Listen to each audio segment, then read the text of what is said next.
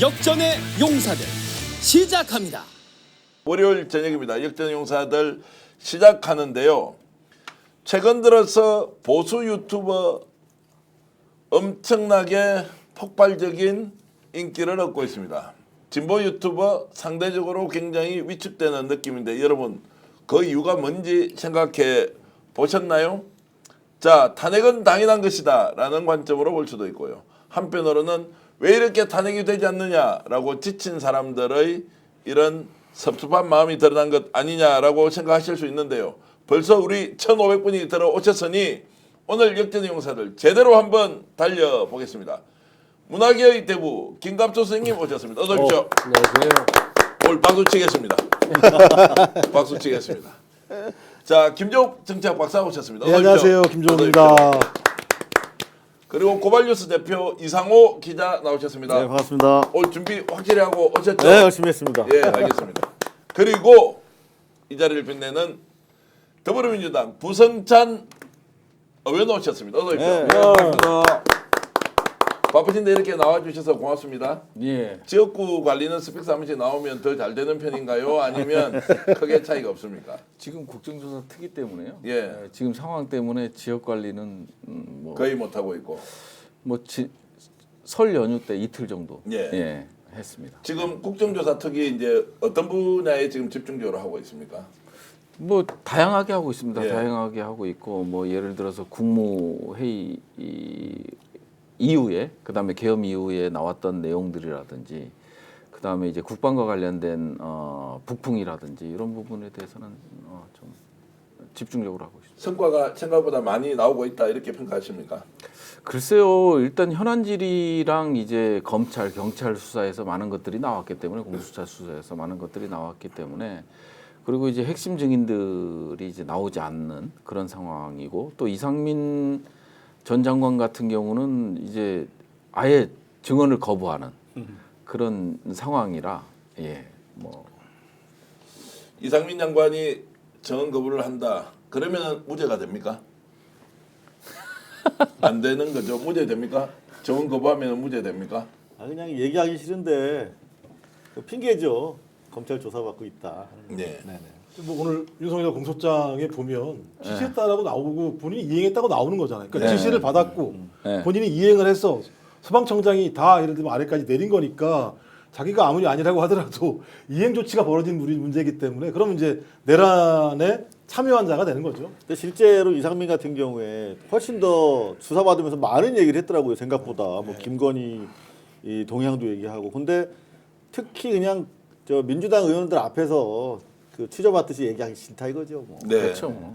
자, 구독, 좋아요 누르고 방송 보시면 더 좋습니다. 국내외 시청자 여러분들 함께 보고 계신데 좋아요 누르고 일단 이야기 시작하겠습니다. 이게 지금 오늘 서울중앙지검에서 국회에 제출한 공소장인데요. 윤석열 공소장인데 이 내용 지금 108페이지로 구성이 되어 있더라고요. 지금 다 보기는 이제 조금 전에 지금 뭐 공개가 돼서 101페이지 자료인데 벌써 이제 언론에서는 공소장 내용과 관련해서 기사가 나오고 있는데요.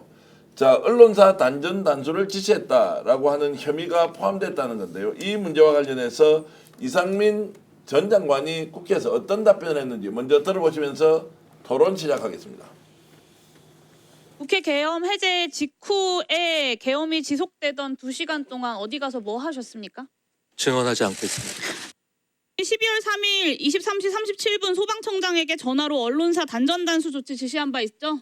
증언하지 않겠습니다. 제가 증언을 거부하는 이유에 대해서 말씀을 드릴 수 있도록 해주십시오. 하지만 관련된 분이 한두 분이 아니고 굉장히 많은 분들인데 이분들이 제한된 자신의 특이한 경험 그리고 자신의 입장이 다 있고 그다음에 기억력도 완전하지 못합니다. 이런 상태에서 수많은 사람이 자기 입장에서 자기가 경험한 사실을 쏟아낼 경우 국민들은 오히려 더 혼란을 겪을 것입니다. 자, 김종욱 박사, 그러면은 단전 단수를 지시했다는 겁니까? 안 했다는 겁니까? 보는 시각에 따라서 했을 수도 있고 안 했을 수도 있다. 아니 국회에서 본인이 증언하지 않겠다고 얘기하면 본인이 안 했으면 증언 안 하는 게 이유가 없는 거죠. 안 그러세요? 안 그렇겠어요? 예를 들면 본인이 안 했어요. 그러면 전 자신 있게 국민 앞에서 저는 그런 지시를 만약에 받았다면 받았음에도 불구하고 저는 지시를 내린 적이 없다라고 얘기하는 게 명확하죠.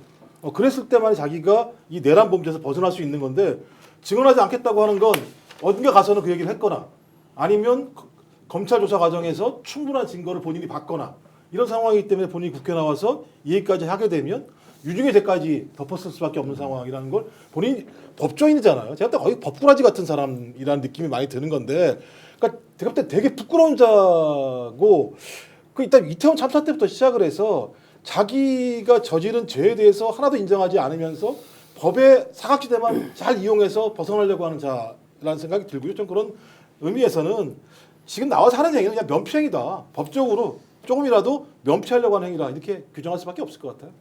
그 이상민 장관이 그 증언하지 않겠다 저 말이 굉장히 많은 의미를 담고 있다고 생각이 들어요. 그러니까 여러 사람이 이 말 저 말 하면 어떻게 되느냐 증언하지 못하겠습니다인데 사실은 여러 사람이 이 말 저 말을 하는 게 맞잖아요. 각자 역할이 다 다르니까 적극 가담자도 있을 것이고 반대한 사람도 있을 것이고 어정쩡한 사람도 있을 것이고 그러니까 내가 구성원 각자마다 자기 입장을 밝혀야만 하는 거예요. 근데 그럴 수 없다는 게 뭐냐? 다 같이 공범이라는 얘기 아니에요. 그러니까 이상민이 증언할 수 없습니다. 각자 다른 발언하고 안 되면 하나로 묶어야 된다는 건 다 같이 윤석열 수하에서 같이 놀았던 얘기밖에 해석이 안 되는 거죠. 맞습니다. 자, 언론사에 이제 단전 단수까지 했으면 아니 언론사 가기 전에 얼마나 많은 기관들이 있어요. 네. 언론사까지 단전 단수했다는 것은 완전히 언론 통제를 목적으로 했다라고 이제 그렇죠. 실행까지 한 거 아니에요. 그렇죠. 2017년 개헌 문건과 동일하게 언론 통제하고 그다음에 이제 국회의원들 해제 결의 못하게끔 통제를 하고 이런 것들이 이제 핵심적인 사안이었거든요. 2017년 개헌 문건에 그대로 한 거고 가장 중요한 거는 국회와 이제 언론사죠. 네. 이 두 개를 통제해야만이 모든 게 이루어지니까요. 그리고 이제 기본적으로 5개 언론사에 대한 단전 단수 아닙니까? 방송사 2개, 그다음에 신문사 2개, 또 하나가 이제 여론조사 꽂히고 경향신문, 한겨레신문, MBC, JTBC, 여론조사꽃 이렇게 5개가 이제 적시되어 있습니다. 아무래도 정부의 비판적인 보도를 많이 내는 곳이고 나머지는 말 한마디에 다 움직일 거라고 봤던 거죠. 그러니까 단도직입적으로 그러면은 경고용어로 뭐 말 그대로 겁주려고 했다라고 하는 것이 이제 완전 거짓말이라는 게 이제 드러난 거 아니에요. 치밀하게 계획을 세우고 대상까지 명확하게 지정을 했고 어떻게 사람을 투입해서 강제로 이제 조치를 할 것인지 다 이제 준비했다는 것인데. 아니 그렇죠. 그게 뭐냐면 김용현 이제 헌재 재판 할 때 김용현 답변 중에 이제 은연중에 나온 답변이 건데 국무총리는 쪽지를 안 받았다고 그랬거든요. 문건을. 근데 이제 국무총리한테 주고 기재부 장관한테 주고 이 얘기를 다 했거든요. 그러니까 각자 정부 부처에서 맞는 그 부처의 이제 권한과 기능에 해당되는 그런 임무를 다 할당을 한 거 아니에요. 그 앞으로는 더 나올 수 있어요. 지금 나온 걸로 지금 보면 우리 의원님 말씀하시는 게 정확한 게 예. 지금 공소장 저희가 지금 완전히 좀 끝까지 못 읽어봤는데 지금까지 나온 것만 봐도 검찰이 일단은 그 최소한 8명의 국무위원들한테 배포된 것으로 보이는 문건의 존재를 검찰이 인지하고 있는 것 같아요. 이미 확보한 것 같아요. 그래서 보면 검찰이 그 5개 언론사에 대한 봉쇄 그리고 소방청을 통한 단전 단수 지시가 그 문건에 있었다. 그 문건을 보여주면서 윤석열이 이상민에게 지시했다는 대목이 나오거든요. 요 얘기는 이미 그 문건 최소한 8개 그 국무위원에게 배포된 자료는 가지고 지금 이미 공소장이 작성된 것을 확인할 수가 있어서 저희가 좀 면밀하게 공소장을 오늘 밤에 분석하면은 또 내일부터 또 재밌는 내용이 추가로 확인될 것 같습니다. 아마 내일 아침에 방송하는 이제 뭐 방송국에서는 뭐 아주 상세히 내용을 보고 이제 저희들도 지금 출력만 해오고 있는 상태인데 자 내용을 이제 큰 제목만 말씀드리면 이렇습니다. 자 주요 군지관들의 모임과 정치 상황에 대한 불만 토로 그리고 국방부 장관 임명 후 비상계엄 사전 모의 및 준비 군 경찰의 비상계엄 선포 전 상황 이제 여기에는 이제 특수전 사령부, 정보사령부 뭐 등이 있고요. 그리고 국군방책사령부, 수도방위사령부, 경찰청, 서울특별시 경찰청 뭐 다 지시했다는 겁니다. 이게 이제 추론이고 국정원 1차장에 대한 유선 대기 지시, 육군참모총장의 국방부 장관 적전 대기실 대기 그리고 이제 국무회의가 하자가 많았다. 비상계엄의 선포와 관련된 국무회의 소집에 대해서 하자라고 규정을 하고 있습니다. 그리고 이제 비상계엄 선포와 당시 상황 이게 이제 피고인이 어떻게 구체적으로 행동했는지에 대한 내용이 있고요.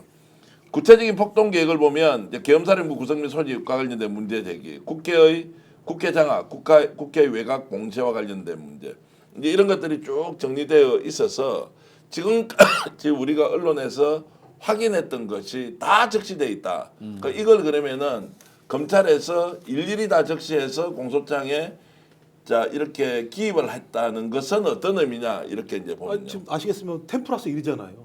10명을 다 구속을 해서 수사를 다 한 다음에 공소장을 다 만들어 집어넣고 그 내용하고 그다음에 그 국수본에서 나온 내용도 다 포함을 해서 소위 내란 수괴인 윤석열이 여기서 무엇을 했는지만 쫙 뽑아가지고 낸 내용이기 때문에 제가 볼 때는 거의 매뉴얼 같은 거라는 생각이 들어요. 쭉 들고 그래서 전 그것만 가지고도 제가 볼 때는 그것만 가지고도 충분히 내란 우두머리 범죄들을 확인할 수 있을 거라고 검찰은 판단을 한 것 같고요.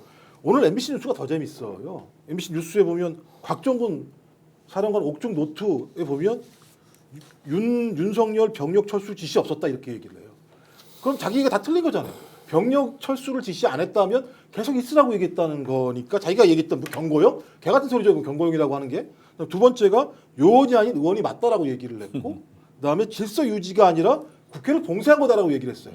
그다음에 노상원 수첩에도 더 플러스된 게 뭐냐면 정의구현 사대단까지도 포함됐다는 기사가 나왔어요. 이거는 종교인까지 그 노상원 메모 한 내용에 그럼 이건 말씀하셨던 것처럼 주요 인물군 정치인뿐만 아니라 사대단까지도 그러니까 종교인까지도 포괄하고 있는 수거 대상들을 갖다가 적시를 한 거예요. 아니 경고용으로 뭐 사대단까지 거기다 적시를 해가지고 수거를 하려고 하겠습니까? 근데 이거는 그냥 윤석열 개인에 대한 내란 우두머리죄에 해당되는 내용들로 공소장을 101페이지 정도에 정리를 한 것 같고요. 그 외에 이제 나오는 내용들 자체가 말씀하셨던 것처럼 소위 그 외에서는 노상원을 비롯한 그 밖에 소위 제2수사본부인가요? 얘기했던 여기서 벌어진 게 뭐냐? 선관이랑 이 부분이 밝혀진다면 이건 위헌 위법적인 내란입니다만 얼마나 잔악하고 묻어 있는지가 이 두 번째에서 밝혀지는 거거든요. 네. 야, 그 철수 지시 없었다는 내용은 정말 충격적이네요. 네, 저기 옥중 노트에 박정훈 옥중 노트에 썼다고 MBC에서 보도가 됐어요. 아니 그게 그 전에도 나왔었습니다. 뭐냐면 계속해서 대통령과 이제 장관은 비하폰을 통해서 계속해서 국회의원들을 끌어내라는 지시만 있었거든요. 그 상황에서 이제 자체적으로 계엄 해제 계엄 해제 결의안이 의결이 된 상황에서 지금 자체적으로 곽정근 사령관은 판단을 했다라는 거거든요. 더 이상 있으면 문제가 될 것 같다. 우리 부하들이.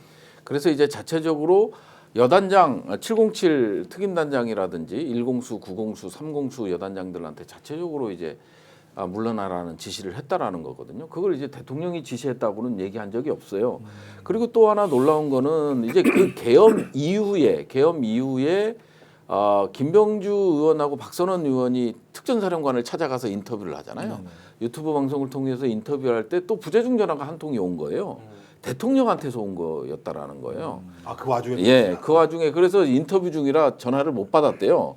그게 못 받았는데 그 말인즉슨 결국은 대통령이 증거인멸, 그다음 말 맞추기 이런 것들을 시도하지 않았겠나 이런 판단을 하는 거죠. 그게 계엄이 끝나고 12월 6일인가 3일 후에 이뤄진 거니까. 자 그런 걸 보면 이제 대통령 윤석열이 했던 모든 말은 거짓말이고 굉장히 광범위하게 계엄과 관련된 준비, 지휘, 실행이 있었다라는 것. 그런데 오늘 여러분들과 함께 실제 토론하고 싶은 내용은 지금부터인데요. 김갑수 선생님. 자 이런 것들이 이제 계속 터져 나와도 그렇게 충격적으로 놀라지 않습니다. 왜 이렇게 됐습니까? 아니 뭐 그 사이에 워낙 보도가 많았고 예. 우리가 각종 여러 경로를 통해서 이 진행 과정을 접했잖아요. 예. 근데 다만 오늘 지금 저도 사실 처음 보는데 이 공소장에 분명한 의미는 있어요. 써 있는 첫 줄이 그거 아닙니까? 대통령이 군경을 동원해 지역 평온을 해치는 폭동을 일으켰다. 그러니까 이게 공수처 수사를 토대로 해서 검찰에서 작성한 공소장이거든요. 그리고 국가의 공식 기관은 윤석열의 행위를 어떻게 보느냐, 수사기관이 어떻게 판단했느냐예요. 그냥 내란 선동 폭동으로 그냥 규정을 한 거지 않습니까? 그걸 갖고 이제 재판을 하겠죠. 우리가 그 사이에 무수히 의심을 해왔던 거는 검찰이 무슨 장난을 치는 거 아닐까, 딴소리 하는 건 아닐까, 못 믿으니까. 그리고 윤석열과 원래 한패였다고 생각을 하니까. 근데 분명한 사실은 공수처, 검찰, 헌재, 기타 경찰까지를 포함해서 국가기관은 명확하게 극우 선동 세력과는 궤를 달리하는 국가 뭐라고 그럴까 유지의 기본을 지키고 있는 것이 확인되고 있는 과정이다 싶어서 놀라움 이런 차원이 아니라 일종의 안도감 같은 게 들더라. 네, 예. 어떻습니까? 지금 계속 이런 이제 뉴스를 접하면 이제 이게 감각이 좀 둔해지는 겁니까? 근데 반면에 지금 극우들을 중심으로 엄청난 이제 결집들이 일어나고 있습니다. 처음에 그냥 뭐 그만두겠지가 아니라 일단 끝이 없습니다. 지금. 자, 이런 좀 대비되는 상황은 어떻게 분석하시나요? 제가 한 달 전쯤에 이 자리에서 그런 말씀을 드렸던 것 같아요. 일단 제가 이 뉴스의 그 라이프 사이클을 보면 같은 뉴스가 한 달에서 한 달 반 이상 가면 그 다 이탈합니다. 시청자들이. 제가 30년 동안 MBC에서 방송을 하면서 항상 느낀 건데 가장 오래 갔던 뉴스가 뭐 제가 한 보도이긴 합니다만 삼성 엑스파일이 한 달하고 한 3, 4일 더 갔어요. 톱뉴스로. 근데 다시 이제 톱뉴스잖아요. 이 지금 내라는. 네. 근데 한 달 반 지금 12월 3일부터 2달을 끌어온 건데 국민들이 지금까지 버텨준 것만 해도 저는 대단하다고 생각합니다. 근데 이제 결정적으로는 이제 구속 기소 시점부터 이제 안도를 한 것 같아요. 그리고 오늘 공소장을 확인하고 우리 김갑 선생님처럼 이제는 일상으로부터 상당히 좀 벗어나 있던 분들도 좀 돌아가는 그런 분위기가 아마 사실상 자연스러운 거죠. 어찌 보면. 네. 국민들이 계속 주시하고 관찰할 수는 없잖아요. 이제 그런 걸 하라고 대의 정치 기관이 있으니까 이제 국회에 몫이 될 텐데 그럼에도 불구하고 이제 저 극우 쪽은 당장 지금 자기네 중심이 허물어져 있으니까 당장 급하니까 좀 그쪽으로 몰려서 과도하게 정치적 관심이 표출되고 있는 것 아닌가. 상당히 자연스러운 과정이다라고 생각은 돼요. 자연스러운 과정이라고 보시는데 이제 역사 강사죠. 전한길 씨가 지금 뭐 헌재를 공격하는 발언 그리고 뭐 100만 회가 조회에 나왔다, 100 몇십만 회가 조회에 400만 나왔다, 회. 400만 회가 이제 쇼츠로 나왔다, 이제 이런 것까지 아니, 풀 네. 영상이 예. 풀 영상이 이제 수백만 회가 나왔다 이제라는 이제 이 문제를 어떻게 봐야 될지 전한길 역사 강사 하는 얘기 직접 한번 들어보시겠습니다. 극단적으로 좌편향적인 국가관을 가지고 이재명과 친분이 두터운 이런 재판관이 과연 공정한 심판을 할 것이라고 믿는 사람이 과연 있겠습니까?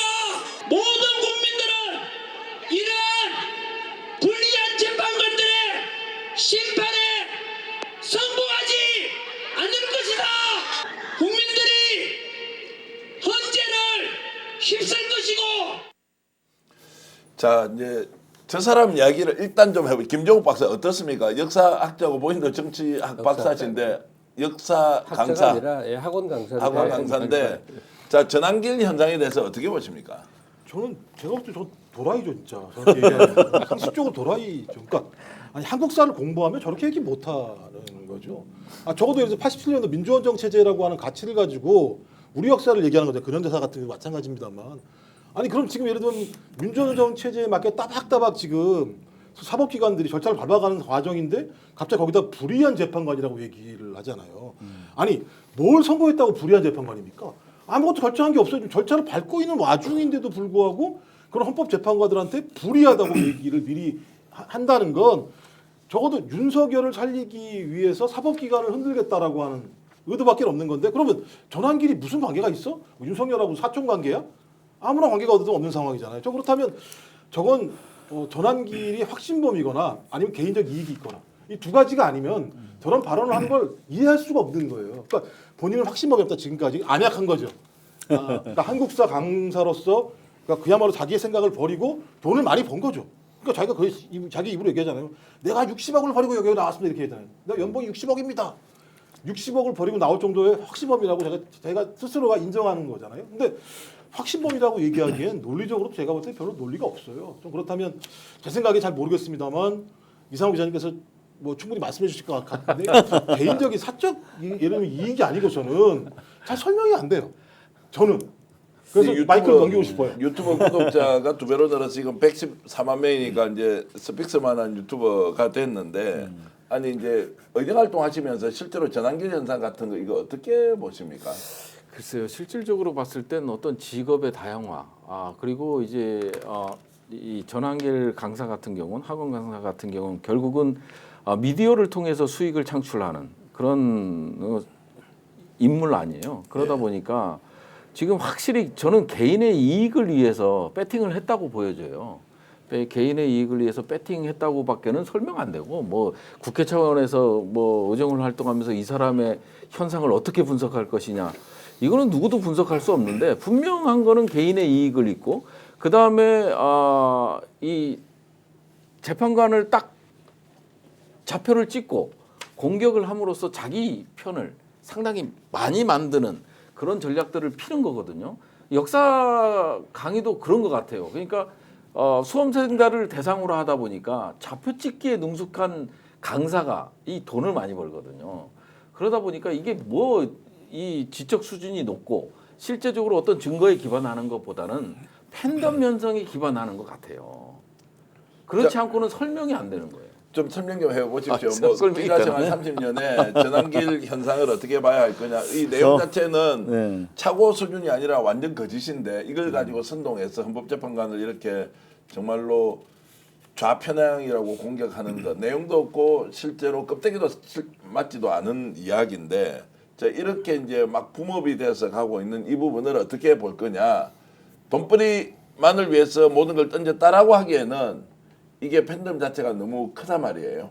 어떻게 봐야 됩니까? 일단 뭐 저희는 질문하는 사람들이잖아요. 기자는. 그래서 왜 이 사람이 이 시점에 이런 행동을 할까?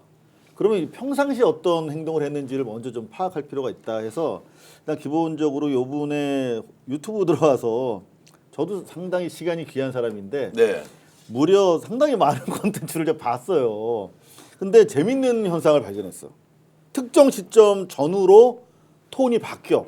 네.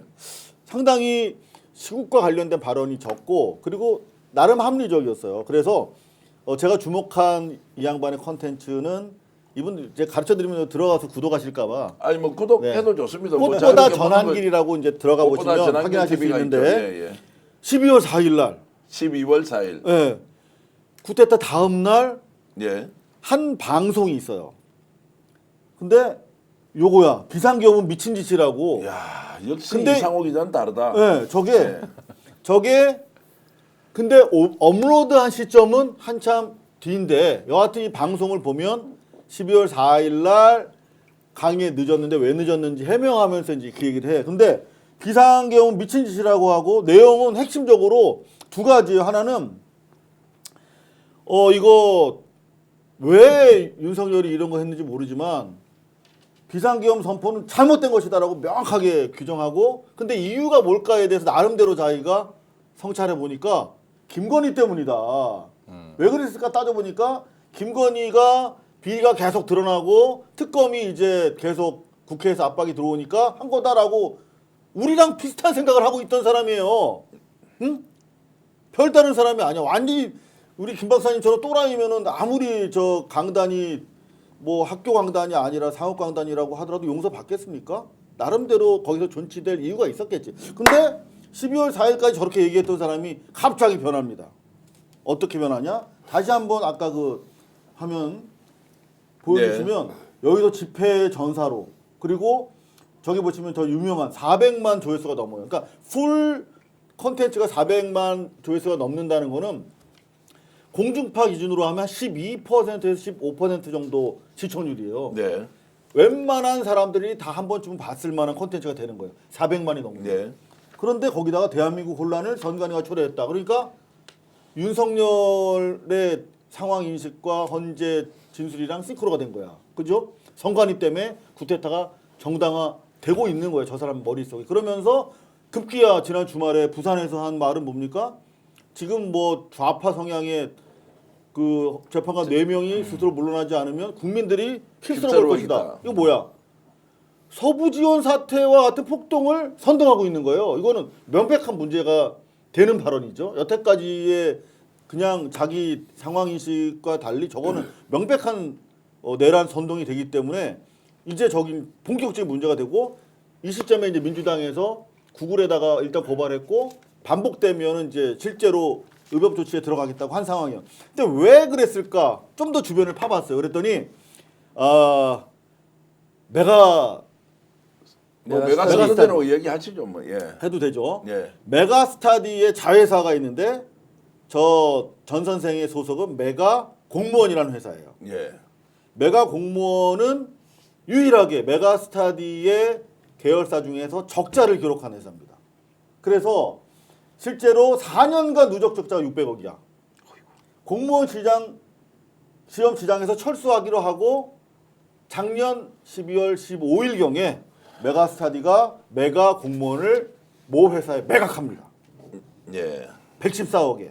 그러니까 매년 100억이 훨씬 넘는 적자를 기록하던 회사를 그냥 헐값에 판 거예요. 114억에. 근데 지금 뭐라 그랬죠?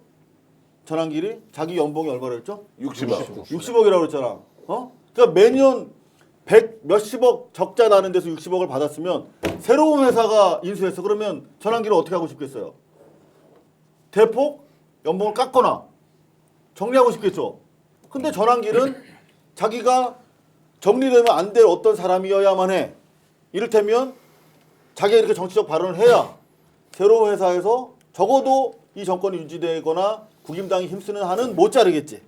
그런 자기의 사내 정치적 의도로 자기 몸값 유지하거나 연명하기 위한 차원에서 제가 봤을 때는 저렇게 무리수를 줬을 가능성이 가장 높다. 이건 저의 판단입니다. 자, 김갑수 선생님이 지금 이제 분석과 판단이 매우 중요한 시간입니다. 예. 아니 우리에게 출발점은 우리 왜 이렇게 전환기를 많이 얘기하게 됐나 여기부터 시작을 해야 될 것 같아요. 오며 가면 진보란 동네에서 다 신기하거든. 왜냐하면 그 소위 진보 영역 민주당 지지 성향은 소위 사회 논객이 넘쳐 흘러요. 그죠. 그냥 웬만한 대학 교수, 정치학자, 뭐 사회학자 다 비슷한 결을 갖고 있어. 왜? 민주주의라는 게 소중하다는 걸 아니까. 근데 저쪽은 그냥 겨우 김흥국 정도가 이제 저쪽에 저기 아니면 돈 빨아먹는 그 극우 유튜버들이거나 그냥 변변한 사람이 없는 거예요. 유통도 있어요. 유통, 유통도 나오죠. 나훈아, 네. 뭐 JK 김동우. 예, 예. 근데 이제 전환길은 나름 저들에게는 신선한 거야. 그렇죠. 지식인인 거예요. 학원 강사는 되잖아요. 예, 예. 학원 강사가 저쪽에서는 그래도 거다가 이제 약간 피에로적인 쇼맨십, 막 울고 불고 소리 지르면서 인상 쓰면서 온갖 이 몸동작 뭐 그런 게 있잖아요. 그러니까 관심을 끄는 피에로적 그 어떤 특성이 있어요. 근데 왜 이렇게 많이 그런 얘기를 하냐? 뭐 눈길을 끄니까 그렇잖아요. 네. 예? 조회수가 많이 나오고 어쩌다. 근데 그 이 현상은 단순하게 볼 수는 없을 것 같아요.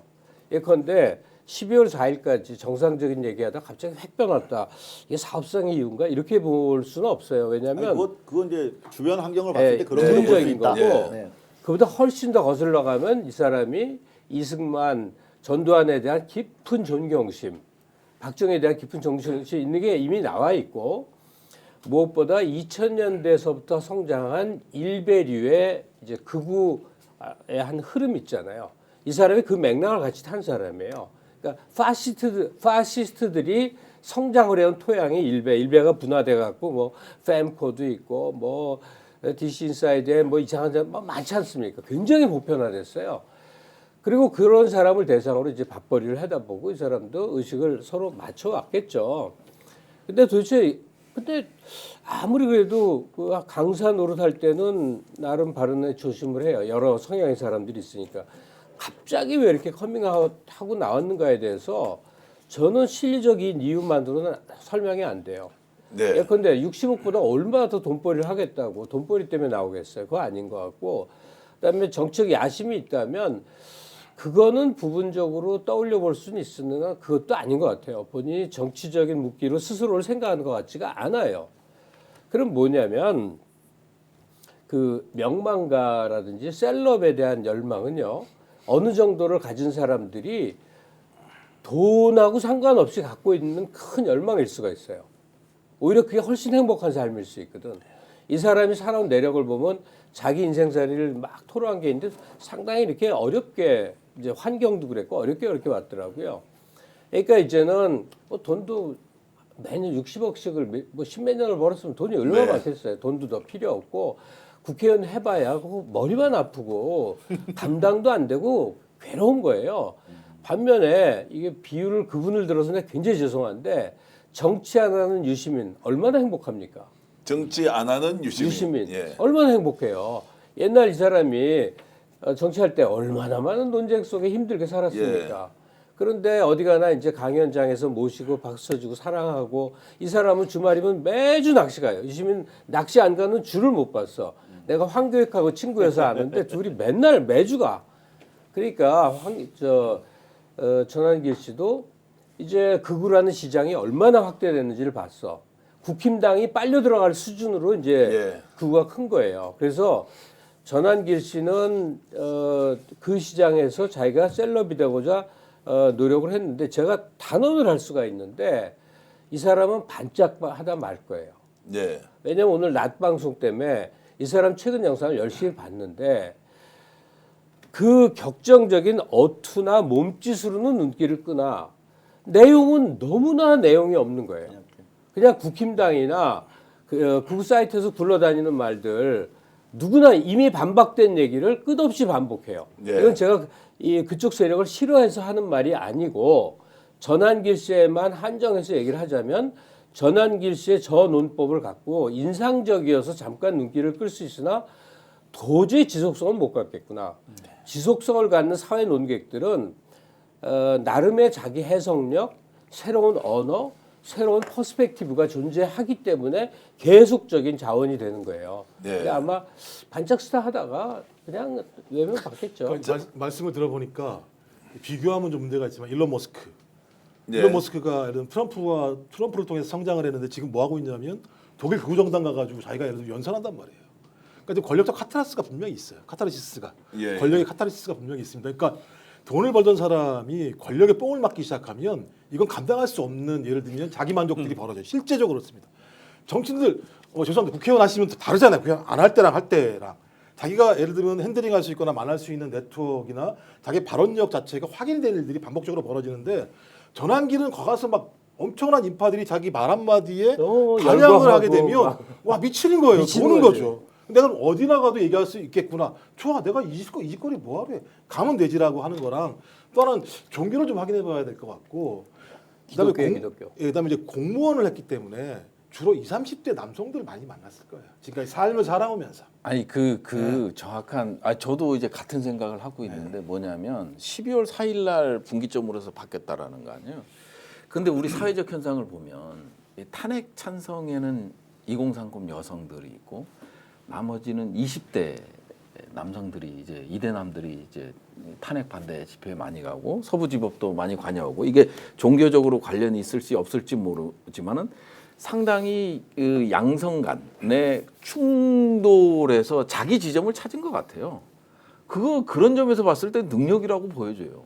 근데 여하튼 뭐 저는 그렇게 뭐 욕망에 불타오르는 존재도 아닌 것 같고 그냥 찌질한 학원 선생님 같은데 자기 그냥 안정적으로 나가다가 12월 4일까지 멀쩡했는데 12월 15일 날 그 메가 공무원 팔리면서 자기의 이제 존재감이 회사에서 잘릴 것 같으니까 제가 봤을 때는 함부로 못 자르게 정치적인 추를 자기 몸에다가 다하는 과정이 아닌가 그렇게 정도로 평가해 주는 것이 옳은 수준의 이 깜냥의 인간이다 이렇게 봅니다 저는. 김갑수 선생님까지 나서가지고 평가할 만한 인간이 아니에요. 아니 그런데 이제 그렇게 보일 수 있고요. 네네. 근데 이제 일부 나오는 보도는 이제 보수 진영의 유시민이다 뭐 이런 이야기를 실제 하는 사람이 있고. 아니 뭐 야 재밌는 이거 거죠. 뭐야? 그러면 제대로 논쟁하면 해야지. 그리고 뭐 한 개 올렸는데 400만 원 정도 조회 나오면 논쟁할 수 있다 충분히. 그리고 방송 중에 바로 펑펑 울어버려요. 그러니까 이게 이런 이제 심리 상태를 어떻게 설명할 거냐. 그리고 아니, 내용은 아예 없어. 제가 저쪽을 예. 전환길 씨를 싫어해서 이 말을 하는 게 정말 아니라는 얘기를 하고 싶어요. 예, 왜냐하면 예. 내가 성의껏 봤거든. 예. 그러니까 이런 식이에요. 와, 이 헌재가 말이야 내란을 빼고 하니까 내란이 없다는 얘기 아니야 주장을 해. 근데 제가 오늘 낮 방송에서 똑같은 얘기를 하긴 했는데 뭐냐면 그거는 이미 너무나 충분히 설명이 된 거 아니에요. 네. 형사적 사실로서의 내란 죄는 이 법원에서 묻는 거고 여기는 내란 행위라는 것을 토대로 해서 위헌성 여부를 따진다. 그건 그냥 신문이나 뉴스를 그냥 잠깐 접한 사람도 다 아는 보편 지식 아니에요. 근데 그걸 못 들은 채 하고 그냥 내란 뺐으니까 내란이야. 뭐 저 내란 없어 이 말을 계속 하는데 이게 모든 주장이 다 그 수준인 거예요. 맞아요. 논쟁을 했을 때 이미 격파된 논리를 그냥 격파되기 전 상태로 날 것으로 계속 주장을 한다는 거는 이 사람은 이 반복을 통해서 사람들에게 뭘 주입을 하는 그런 그 메시지 전달자인 거지 자기 논조, 자기 주장, 자기 철학을 갖고 있지는 않기 때문에 도저히 어떻게 싸울 수가 없는 상대예요. 근데 이제 하나만 더 예. 전환길 천동설과 지동설이 싸우면 어떤 싸움이 벌어지겠어? 창조론과 진화론이 논쟁을 한다고 생각을 해봐. 이건 논쟁 자체가 안 되는 거야. 근데 여태까지 그랬을지 모르겠는데 지난 부산 집회를 기점으로 해서 이분은 자유로운 논평가에서 이제 내란 선동가로 맞아.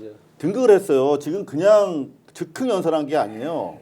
이 적어와서 했단 말이야 부산 집회에서. 근데 뭐라 그랬냐면 좌파 재판관들을 믿을 수 없기 때문에 스스로 물러나지 않으면 국민들이 휩쓸어 버릴 것이다. 폭동을 선동하는 얘기고 그리고 지금 또 다른 민주당에서 구글에다가 신고하고 향후에 반복되면은 위법 조치하겠다고 했는데 반복이 됐어요. 뭐라고 했냐면 그 선관위가 결국은 허위 사실 국정원 조사도 안 받고 감사원 감사도 거부해서 결국은 절대 권력으로 남았기 때문에 이거는 어떤 식으로든 대통령이 통치 수단으로 문제 제기할 수밖에 없었다라는 발언하고 있거든. 정확하게 내란 선동을 하고 있기 때문에 이제는 사법 처리가 불가피한 사람이 됐다. 뭐 전광훈과 같이 달려갈 수도 있죠. 그런데 자꾸 이제 같은 얘기를 반복을 하게 되는데 가령 헌법재판소 재판관들이 문제가 있다고 하려면 그의 그 재판관의 남편, 부인, 사돈, 사촌 뭐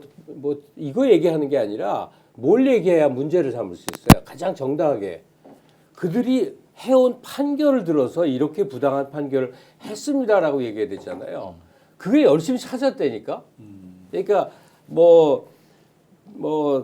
전 씨도 그렇고 여러 사람들이 이제 헌재 진보 성향 사람들이 문제라고 막 얘기하잖아요. 근데 계속 문제 제기하는 게 그 집안 형제나 뭐 이틀 말도 안 되잖아요. 그러니까 헌재 판결에 대해서 뭘 갖고 문제 삼았을까? 그러면 논쟁을 해볼 수 있으니까 일치 없다가 딱 한 번 나왔어. 전환기 씨 강연에서 보라고 이진숙을 딱 하나 예를 든 게 이진숙이에요. 4대 4라는 거야. 어떻게 4명이 이진숙이가 이런 판결할 수 있냐 이거야. 기본적으로 이 사람들은 그러니까 민주주의라는 게 안 되는 사람인 거예요.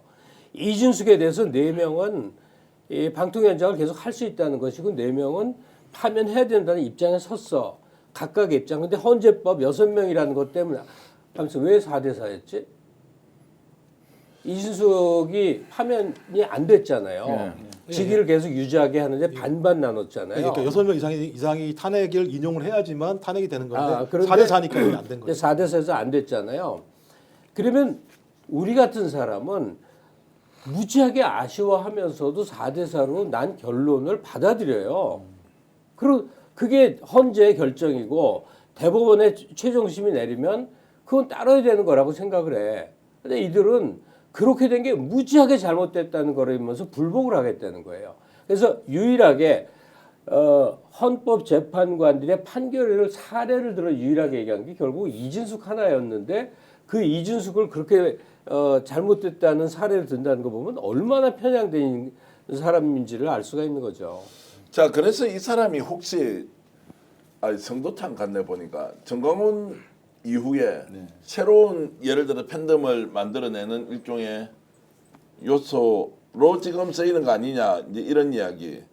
정광훈 목사가 지금 서부지법 난동 배후에 본인이 있다라고 지금 수사를 본격적으로 오늘 입건을 했다는 걸 피의자로 신문 전화를 했거든요. 이게 내란 선동죄니까 형법상으로 따지면 3년 이상의 최소 유기 징역을 당할 수 있는 지금 수사를 하겠다고 얘기한 거니까 이건 되게 높게 본 거죠. 이 사건 같은 경우 만약에 혐의가 인정돼서 유죄로 인정되면 3년 이상 무조건 깜빵 들어가가지고 있어야 되는 상황이기 때문에 저는 경찰이 딱 걸었다고 봐요. 그리고 제가 볼 때는 저렇게 걸어놔야 찍소리를 못해요. 저러고도 찍소리하기 시작하면 제가 볼 때는 내려온 선당 혐의를 받고도 반복적으로 그 행위를 하는 행위이기 때문에 더 문제가 있다는 생각이 드는데 지금 김갑수 선생님 말씀하신 게 주로 이제 진보 진영에서 이제 바라보는 시각인 것 같아요. 근데 그분들은 매우 단순하고 명쾌합니다. 진짜 제가 그러니까 저 전환길이 오래 갈 수 있다고 보는 이유가 뭐냐면 뭐라고 얘기하냐면 2016년에요. 여기 트럼프가 힐러리 보고 뭐라 그러냐면 힐러리는 악마야 얘기해요. 그럼 공화당 지지층 중에 45%가 악마라고 믿어요. 실제로요. 그 다음에 또 무슨 일이 있었냐? 그때 트럼프가 이겼잖아요. 윤석열하고 똑같아요. 윤석열이 부정선거 하는 이유 중에 내가 왜 0.74%밖에 못 이겼어? 라고 얘기를 하지 않습니까? 미국에 있는 공화당 지지층 47%가 뭐라고 생각하냐면 42%가 아닌 47%가 일반 선거에서도 다 이겼다고 생각해요. 트럼프가. 근데 부정선거이기 때문에 증거로 나왔다고 생각하는 거거든요. 그러니까 매우 단순한 논리를 반복적으로 주입하면 그게 신념화돼요. 신념화되고 그 신념을 믿지 않은 자들 같은 경우가 악마인 거예요. 그래서 그 악마를 어떻게 해야 되느냐? 처단해야 되는 존재예요. 그러니까 트럼프가 내가 진 다음에 야 의사당 가. 그러니까 우르르 의사당 가가지고 진입을 해서 사람 죽고 막 난리가 나는 일들이 벌어지는 건데, 그러니까 저희들은 막 합리적으로 설명하려고 하잖아요. 예. 거기는 합리적으로 설명하지 않으려고 그래요. 그냥 딱 때리는 거예요. 오다 딱 때리고 계속 반복적으로 주입하면 아 힐러리는 악마네. 저씨 악마가 대통령이 되면 되겠어? 안 되지. 저들은 쓸어버려야 할 테. 이런. 아니 근데 네네. 극우의 성격을 이제 반지성, 반사회성 이 두 가지로 설명할 수 있는데 그 마지막 단계가 반체제예요. 국가기관을 이제 승인하지 않는 거죠. 그래서 아마 전광훈 씨 같은 경우는 사실 10년 이상 장기 구금을 해야 사회 안정에 이제 보탬이 되고 그 후예들도 많이 따르겠죠. 근데 지금 보니까 국힘과 전광훈이 합세한 이 세력들이 완전하게 반체제로 나갈 것 같아요. 근데 이 예견은 제가 맞았으면 좋겠는데 그 우리 사회 회복력이나 복원성에 대해서는 여러 긍정적 평가가 있어서 이거는 결국은 중요한 선거를 통해서 크게 입증이 될 것 같아요. 저런 극단주의자들에 의해서 이끌려지는 주장, 정당 이러면 아마도 지금 여론조사 때문에 뭐 왔다 갔다 이상한 생각들을 하게 되는데 선거를 통해서 강력한 퇴출이 이루어지지 않을까. 그러니까 조기 대선이 이루어진다면 사람들이 생각한 것보다 두려워하는 것보다 훨씬 더 큰 표차로 민주주의의 승리가 올 수가 있어요. 제가 방심하자는 얘기가 아니라 보편적인 한국인들의 기본 인식에 대해서 그동안 쭉 흘러온 역사를 보니까 사람들이 아, 이 민주주의 체제를 지켜야 되는구나 하는 가치에 대해서 얼마나 소중하고 깊은 인식을 갖고 있는지도 또한 생각해야 되거든요. 자 이제 이 말씀 들으면 실제 이제 선거에 갔습니다. 그러면은 정광훈 있고 전한길 있고 뭐 계속 정치 이야기가 나오니까 재선도전인데 자 어찌됐든 이제 저런 사람들이 활약을 하면 할수록 선거에는 어떤 영향을 미칠까요? 저는 결국은 뭐 늘 주장하는 게 그 가두리에 가둬놓은 이게 고기에다가 떡밥 주는 것밖에 안 돼요. 그러니까 중도에 대한 예. 그리고 무당층에 대한 확장성은 더 줄어들 수밖에 없고요. 결국은 지금 이 두 그 권위 쌍권총이 윤석열 면회간 거랑 똑같은 거 접견한 거랑 똑같은 거거든요. 네. 결국은 법치를 무너뜨렸잖아요. 그 법치를 무너뜨린 수개한테 원내대표와 비상대책위원장이 갔단 말이에요. 그러면 중도나 무당층이 봤을 때 이걸 어떻게 보겠어요? 우리의 법치를 무너뜨려서 구속이 된 대통령 아니에요. 그거를 여당의 대표와 비상대책위원장이 갔어. 근데 그걸 모르고 갔습니까 그러면? 그게 중도가 싫어할 것 뻔히 알고도 갈 수밖에 없는 아니 상황이. 그쵸. 그러니까 완전히 구구가 득세하고 있는 상황이라고밖에는 볼 수가 없는 거예요. 그게 여론조사에서도 이 상당히 심리적 영향을 미쳤다고 봐요. 국민의힘이 스탠스를 잡는 데 있어서 상당히 영향을 미쳤고요. 아까 우리 김각수 평론가님이 말씀하는 게 전적으로 저는 동의하는 게 선거를 통해서요. 분명히 바뀝니다. 우리는 그런 것들을 봐왔고요. 이번 총선도 마찬가지였고. 다만 현직 의원한테 좀 간곡히 얘기하고 싶은 건요.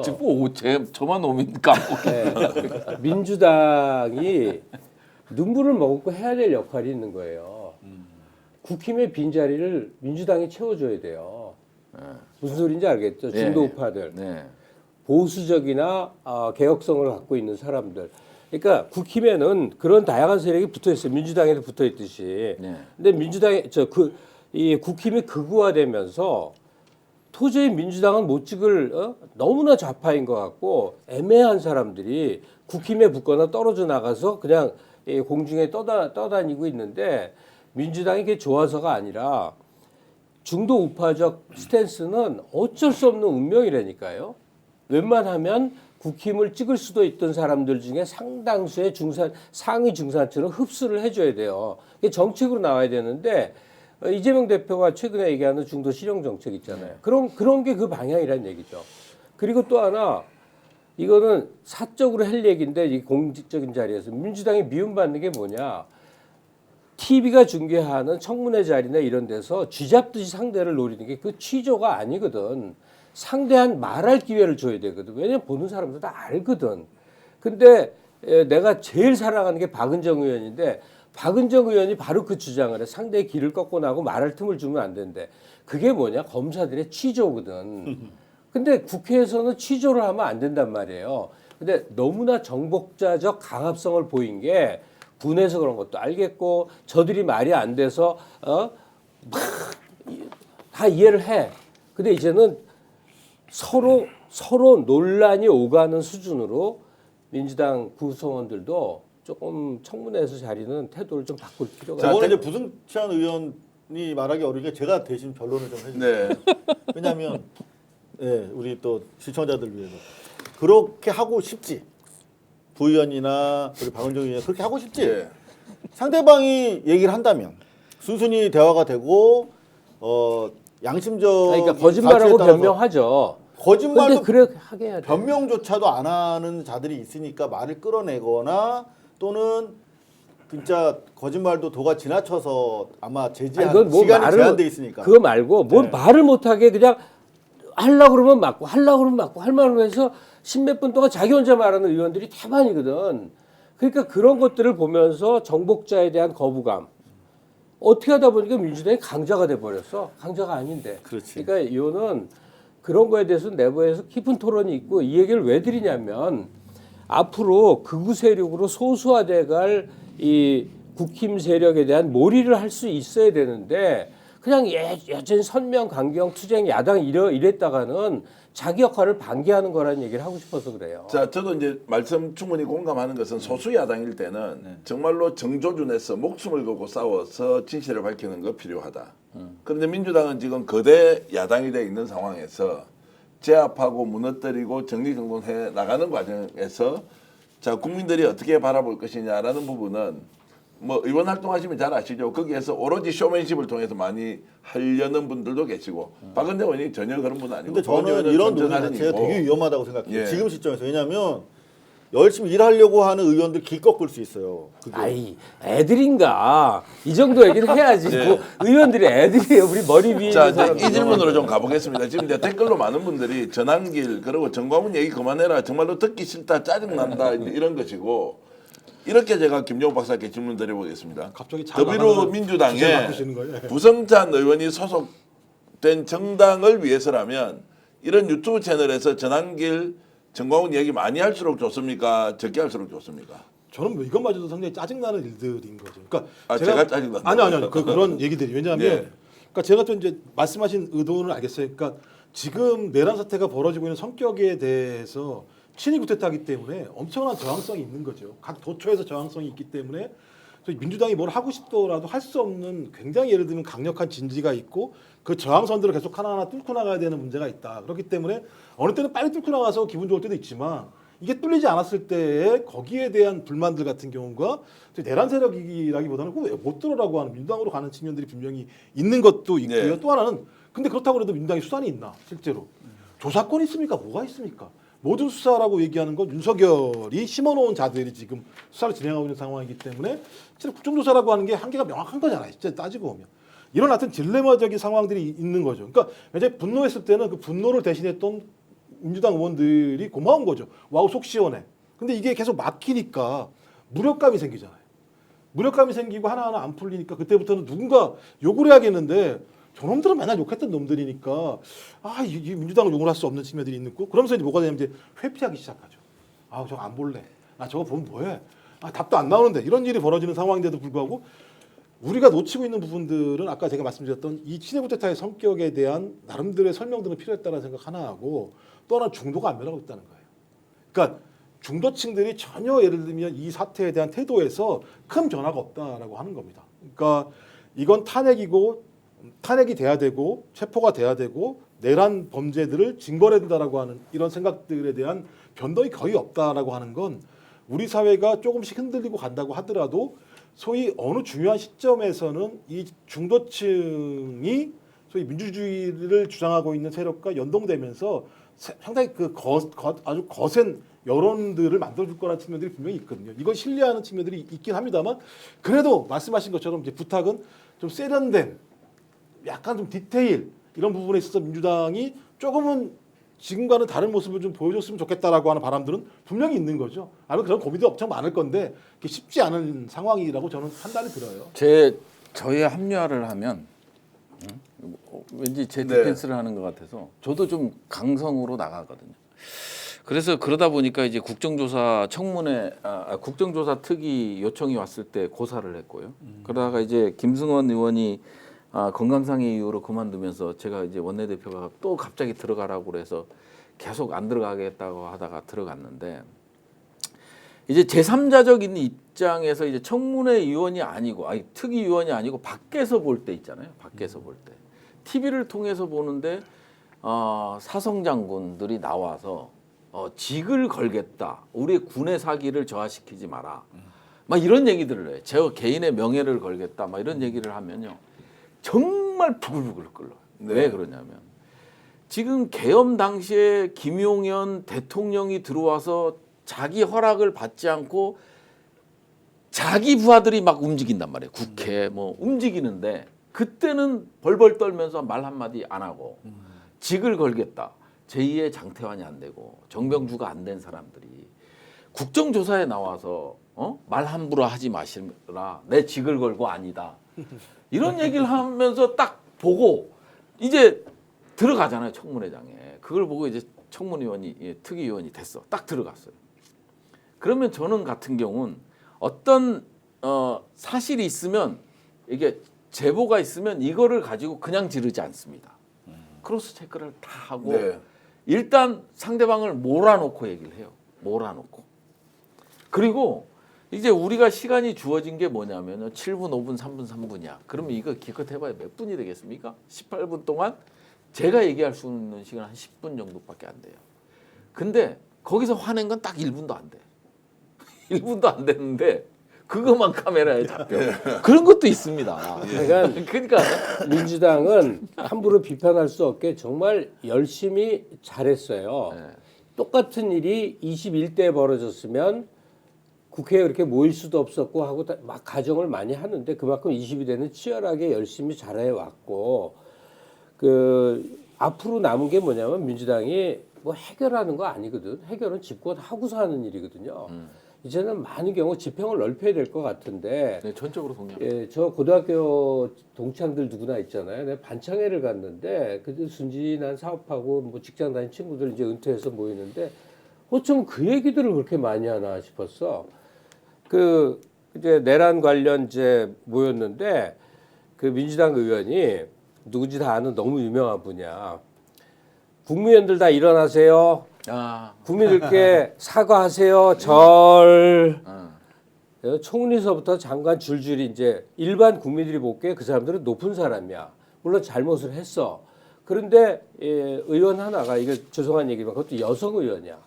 완전히 공깃돌 놀듯이 갖고 노는데 이게 국민한테 사과를 하는 게 아니라 민주당이 그냥 있는 대로 위세를 떠는 걸로 비춰줬던 거예요. 그 얘기들을 너무 하는 거예요. 아니 뭐 저런 짓을 하냐 이거예요. 그러니까 그런 시각을 가진 저런 짓을 하냐고 하는 시각을 가진 사람이 다 국힘 지지자가 아니라고. 그러니까 정복자적 위세가 보였다는 사실을 내부적으로 좀 토론을 하시기 바라면서 과정에 해결 못해서 안다라는 거는 그러실 필요 없어요. 집권하고 해결을 하시면 되고 다만 국민들의 마음을 잘 담되 상황 관리를 좀 했으면 좋겠다. 자, 이제 워낙 잘해야 되기 때문에 좀 높아지면서 지적하시는 말씀으로 이해를 하겠습니다. 지금 뭐 댓글 주시는 분들은 민주당 잘하고 있는데 이렇게 말씀도 주시고 잘하고 있죠. 일리 있는 말씀이세요라는 말씀도 주십니다. 그리고 지금 꼭 필요한 거는 민주당이 중도를 향해서 더 열심히 싸워야 한다. 이런 또 의견도 있는데요. 자, 윤석열을 찾아간 지금 국민의힘 지도부가 당이 하나 돼달라. 오늘 이제 이야기하는 것이 정광훈, 전한길 그리고 국힘 지도부가 지금 윤석열 찾아가서 내란 세력과 손잡고 있다라고 했을 때 제 느낌으로는 분명히 대선에서 박빙선거 할 수 있다고 착각하는 것 같고 그걸 또 믿을 수도 있지 않습니까? 실제로 대선에 가면 이것이 도움이 될 거냐 아니냐는 것에 대해서 이상훈이나 단호하게 이렇게 평가할 수 있습니까? 어떻습니까? 그 선택이 없잖아요. 사실 국임당의 입장이 된다면 뭐 차선을 선택할 수 있다면 뭐 이를테면 당내에 단 한 사람이라도 지금 후보 군에 들어가서 의미 있는 뭐 결과가 나오는 선수도 없고 다 외부에 있는 사람들인데다가 심지어 뭐 한동훈 이런 선수들보다 안 나오잖아. 자기들은 자력으로 할 수 있는 게 하나도 없어. 그러니까 네. 쌍권총이랑 나경원이랑 오늘 가가지고 저 정과장한테 자기들은 이재명 대표가 말도 안 되는 검찰 수사에 의해서 기소됐을 때 기소만으로 범죄자라고 그랬어요. 그럼. 자기들은 그렇게 따지면 자기 범죄자를 배알하러 간 거야. 그렇게 자기 모순적인 행동을 할 수밖에 없는 결정적인 자기들의 한계가 있잖아요. 그러니까 제가 봤을 때는 우리 아까 김 박사님 말씀하신 것처럼 달리 무슨 뭐 탈 수 있는 배가 있어서 탄 게 아니라 그냥 난파선에 오를 수밖에 없었던 거예요. 있을 수 있는 것이 그거밖에 없어. 그 구구들 선거에서 아무리 맥시마이즈 돼도 25%안 되는 사람들이야. 근데 대선 가면은 25% 가지고 확장의 한계가 있지 않습니까? 그래서 저는 저 사람들이 뭐가 이걸로 가능하기 때문에 뭐 승산을 보고 지금 하는 행동은 절대 아니다. 절대 아니다. 그건 뭐 때문에 하는 거죠? 당장 지금 올라탈 수 있는 배가 없으니까. 당장 올라탈 수 있는 배가 없는데 저렇게 한다? 두 달 뒤에 제가 대선이 있을 수도 있는데. 또 도라이 얘기를 할 수밖에 없는 게 예. 오늘 면회 갔다가 윤석열이 했다는 얘기가 더불어민주당이 과거 나치도 선거에서 정권을 잡았다. 그러니까 민주당이 앞으로 잡게 되면 나치다 이런 얘기를 막 해대는 거잖아요. 근데 본인 당을 또 당이 하나가 돼달라고 나치 당처럼 되길 바란다고. 그러니까 전체주의처럼 똘똘 뭉치라고 얘기하면서 얘네들이 되면 전체주의가 될 거라는 얘기를 하는. 그러니까 둘 다 나치가 돼버리는 상황이 벌어진 건데. 그 사람이 지금까지 대표적인 당 파괴범 아니었어요? 지금까지 한 국힘을. 행동 자체가 소위 파시스트 정당처럼 행동을 했던 거고 그 수괴가 윤석열이었던 거죠. 근데 제가 볼 때 이번에 면회 간 사람들 소위 이제 어떻게 당 대표랑 원내 대표가 내란 수괴한테 면회를 갑니까? 상식적으로 저 같으면 못 가는 거죠. 근데 그럼 왜 갔을까? 적어도 25%에서 30% 정도의 지지층들을 꼭 잡고 있어야 된다. 이게 하나 핵심적인 내용이겠죠. 그거죠. 이걸 잡지 못하는 순간 자기들은 완전히 낭떠러지 보수가 괴멸될 수 있다는 거 하나 하고 또 하나는 이 사태가 내란 범죄를 진압하는 과정이 아니라 또 다른 좌우파의 싸움으로 가야 되는 거예요. 내란 범죄로 이 문제의 프레임이 잡히게 되면 자기들 다 걸려요. 왜냐하면 이거는 윤석열 혼자 한 게 아니에요. 엄청난 공범 덩어리들이 벌어졌기 때문에 이 부분을 내란 범죄 진압으로 가면 안 돼요. 그러려면 여야의 싸움으로 만들어야 되는 상황이에요. 그러려면 이 상황 동안 뭘 해야 되느냐? 시간, 증거를 인멸하고요. 시간을 벌어야 돼요. 그래서 윤석열만 딱 그 제사상 위에다가 재물을 바쳐야 돼요. 자기들은 그동안 살아남고 상황이 좋아서 한 35% 정도 유지하면 좋은 거고 난 25%라도 똘똘 뭉쳐서 자기들 좀 국회의원들 다수가 TK 지역에 있는 108명 중에서 한 7, 80명들은 3년 동안 계속 국회의원직 유지할 거니까 이 정도만 하고 거기에 플러스 알파로 더 다른 것이 들어온다면 좋은 거다라는 판단 때문에 지금 당장은 윤석열을 갖다가 제가 볼 때는 그냥 뽑아먹는 거예요. 뽑아먹는 거. 저는 그 이상도 더 그 이하도 아니다. 만약에 본인들이 진짜 선거를 생각한다면 면회 가지 말아야죠. 지금 빨리 방향 바꿔야죠. 그리고 구구적인 얘기하는 사람들 다 쳐내야죠. 약간 다르게 좀 보시는 견해가 있습니까? 100% 일치하십니까? 뭐 크게 다르지 않은 게 지금 얼마나 매달릴 데가 없으면 윤석열에 대한 동정 여론에 기대려고 할까 그 점에 대해서는 참 저는 안 이미 됐다고 국힘은요 윤석열은 버렸어요. 근데 그런데 왜 찾아가냐고요? 버렸는데 거기서 에너지를 찾는 거죠.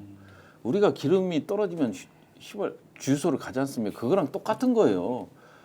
그냥 우리가 차를 운행할 때만 필요한 거예요. 그러니까 국민의힘이 지금 할 수 있는 거는 윤석열이라는 에너지원밖에 없는 거예요. 그리고 국힘이 가장 두려워하는 거는 내란 특검이에요. 왜냐하면 자기네들이 다 수사 대상이 되거든요. 내란 공범이 되는 거예요. 추경호부터 시작을 해서 이 특검할 때 반대했던 논리가 그거였거든요. 이거 빼자. 이거 빼자라는 거예요. 선전선동 빼자. 내란의 선전선동 빼자는 거였거든요. 외환죄 빼자는 거였어요. 그러면 다 본인들이 다 연루가 될 수밖에 없어요. 아마 국힘의 상당수 의원들이 연루가 되고 피의자가 될 게 뻔하거든요. 그래서 지금 윤석열 대통령으로 구구가 뭉치고 있고 거기로 뭉치고 있으니 우리도 거기서 에너지를 빼먹자라는 거지. 국민의힘이 정치를 그렇게 하고 윤석열이 대통령 되기 전에 녹취 나온 게 국민의힘 뽀개버린다고 했잖아요. 그걸 모르는 정당도 아니에요. 정치를 그렇게 오래 했는데 몰라요. 근데 지금 이 순간 여기서 에너지원을 빼먹지 못하면 지금 특검도 받아야 되고 그렇게 태세 전환이 될 수가 없다니까요. 그러면 다 공멸하는 거예요. 그래서 최대한 빼먹을 대로 빼먹고 헌법재판관이 됐건 사법부가 됐건 지금은 이제 또 공소장이 나왔으니까 검찰까지 이제 무시하는 발언들이 계속 나올 겁니다. 그러면서 이제 구구에서 여전히 지금 힘을 받고 갈 시점밖에는 없고요. 저희는 이 국힘에서 대선을 준비한다라는 생각은 안 들어요. 아까 이상호 기자님께서도 말씀했지만 이미 지금 그 예전 대선하고는 문재인 때나 뭐 그 이전 대선하고 완전히 판이 다르잖아요. 후보가 없어요. 대항마가 없어. 나서서 이재명 대표와 맞설 수 있는 후보가 지금 뚜렷이 나오지 않는 상황이에요.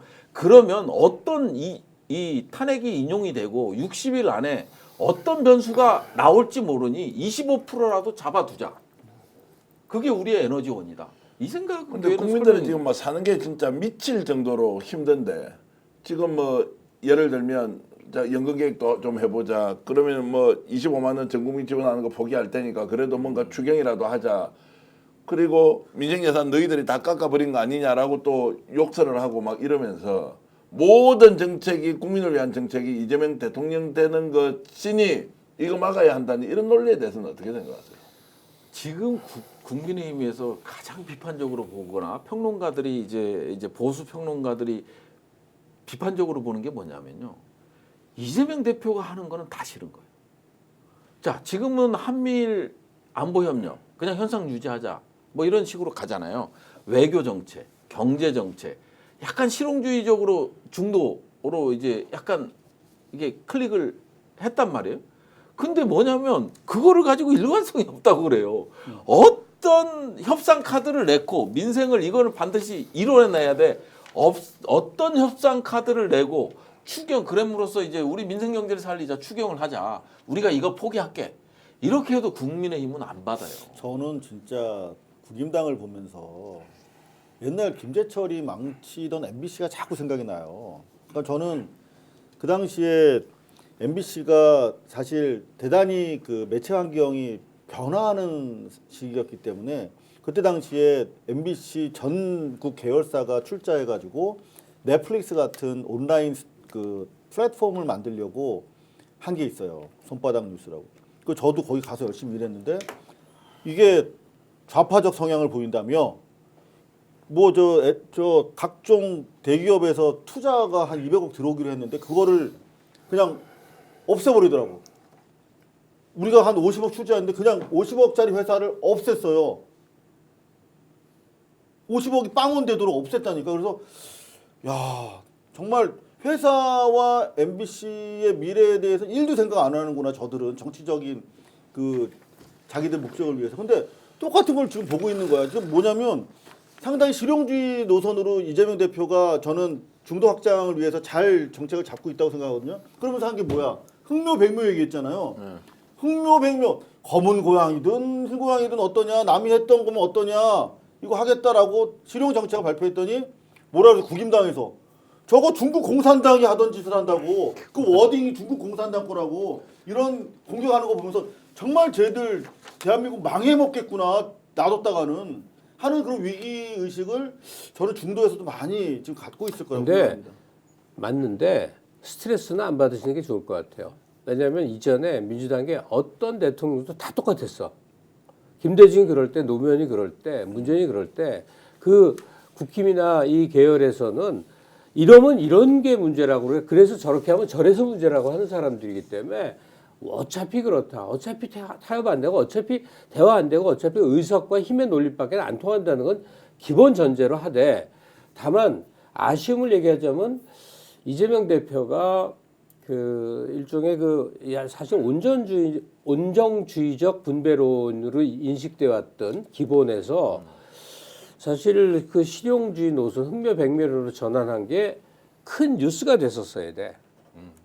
민주당이 중도 우파적 시선 전환. 그러니까 DJ만 하더라도 뉴 DJ론 뭐 이러고 얼굴을 바꿀 때 그게 굉장히 큰 홍보거리를 만들잖아요. 그러면 이재명 정책이 어떤 노선 변경이라든지 확장이라든지 변화가 있을 때 이게 사회적으로 와글와글 떠들고 비판해도 상관없어. 와글와글 떠들 거리가 됐었어야 되는데 약간 슬그머니 어떤 태세 전환한 것 같은 분위기가 돼버렸단 말이에요. 그러니까 무슨 선포식이나 네이밍을 해갖고 공개적으로 크게 할 일이라고 이거는. 자, 여러분 보시기에 어떻습니까? 매우 생산적인 토론이 이어지는 분위기. 이게 민주 진보 진영에서 보여주는 상식적 수준 아닙니까? 지금 국힘 쪽에서 내놓고 있는 안, 논쟁거리, 이슈 파이팅 이런 걸 보면 이 사람들이 정말로 국정을 책임지는 집권 세력 맞았나라는 질문 한두 번 할 때가 아닙니다. 사실 먹고 사는 게 너무 힘드니까 정말로 해도 너무한 집단이다라는 생각 매일 하고 있습니다. 하루라도 빨리 선거가 와서 바꿔야 한다는 생각밖에 없습니다. 구독, 좋아요 주시면 훨씬 더 열심히 팔팔 날아다니겠습니다. 지금 128만 명 구독자 여러분들이 다 만들어 주셨고요. 좋아요 많이 해주시면 더 많은 분들이 동시에 방송 볼 수 있다는 것 말씀드리겠습니다.